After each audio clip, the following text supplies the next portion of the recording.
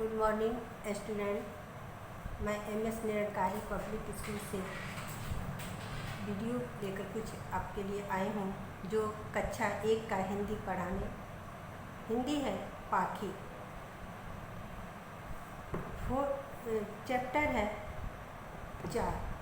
पाठ है सुबह हुई, जिसमें बड़ा छोटा उ और बड़ा उ की मात्राएं पर हमें शब्द सीखना है कि शब्द कैसे बनेगा। जैसे मान लीजिए ये दिया है सुबह हुई। अब सुबह हुई, सुबह जैसे मान लीजिए सुबह स में दिया है छोटा उ की मात्रा है। यह है छोटा उ, छोटा उ दिया है। जैसे मान लीजिए ये 100 दिया है, 100 प्लस छोटा उ की मात्राएं दिया है। तो हमको बनाना है, जैसे बन गया सुबह, सुबह बन गया। तो बच्चों सुबह हुई, हुई में भी छोटा उ की मात्रा है। तो हमें सुबह हुई, सु यानी इस उच्चारण को समझना है कि 100 में हमें उ उच्चारण आ रहा है, तो हमें उ की छोटा उ की मात्रा लगेगी।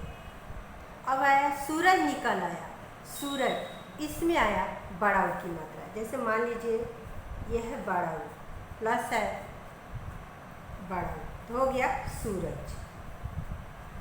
ठीक है बच्चों, यह है सूरज, यानी इसमें आवाज़ थोड़ा रुक के आएगी सुबह छोटा उ की मात्रा में, और बड़ा उ की मात्रा में आवाज़ थोड़ा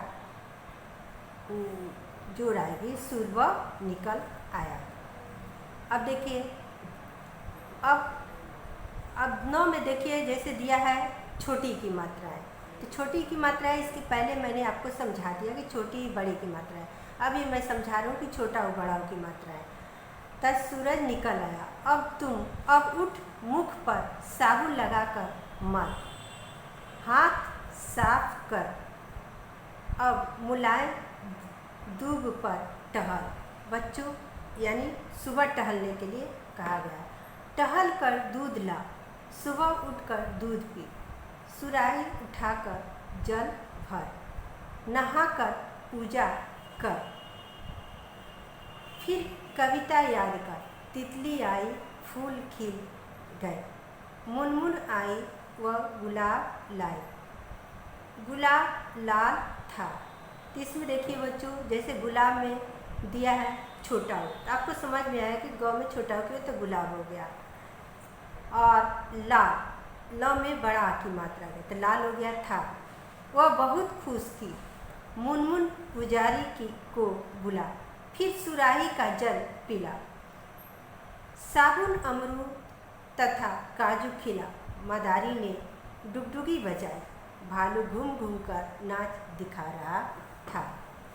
अब देखिए, फिर बुढ़िया फुटपाथ पर चल रही थी, वह बहुत दुबली थी, वह दुखी थी। अब तू कपूर जलाकर आरती उतार। तो बच्चों इससे हमें मात्राओं की समझ आना है। जैसे मात्रा आपको इसके मैंने पहले वाले चैप्टर में हमने पढ़ाई थी, छोटी की मात्रा और बड़ी की मात्रा। जैसे मान लीजिए निकला नी, अब नी का उच्चारण देखिए। जैसे मान लीजिए ये नी निकला, नी के उच्चारण हो गया, यानी ये नी की उच्चारण हो गया, यानी छोटी की मात्रा लगेगी। यानी तो छोटी बड़ी की मात्रा बच्चों आपको मालूम है कि वर्ड के पहले छोटी की मात्रा लगती है और वर्ड के बाद बड़ी की मात्रा लगती है। तो बच्चों आपको समझ में आया, ये छोटी बड़ी की समझ में, इसके पहले मैंने समझा दिया और समझ में आ गया। अब आया छोटा उ और बड़ा उ। तो हमें मात्राओं का पहले हमें सबसे ध्यान देना है उसके उच्चारण पर। अगर आपको मात्राओं का उच्चारण समझ में आ जाएगा तो आपको पढ़ने के साथ साथ आपको लिखने में भी दिक्कत नहीं होगी, और हमें मात्राएं कैसे लगानी है। तो बच्चों आप मात्राओं पर ज़्यादा ध्यान दीजिए। हिंदी का शुद्ध होता है मात्राएं पर हमें सबसे पहले उच्चारण को समझ लेना है। उच्चारण किस मात्रा पर कौन सी उच्चारण आती है, तो हमें उच्चारण पर ही हमारी मात्राएं समझ में आ जाती है। ठीक है बच्चों, तो अब ये चैप्टर का था, आगे चैप्टर दूसरे दिन पढ़ाएंगे।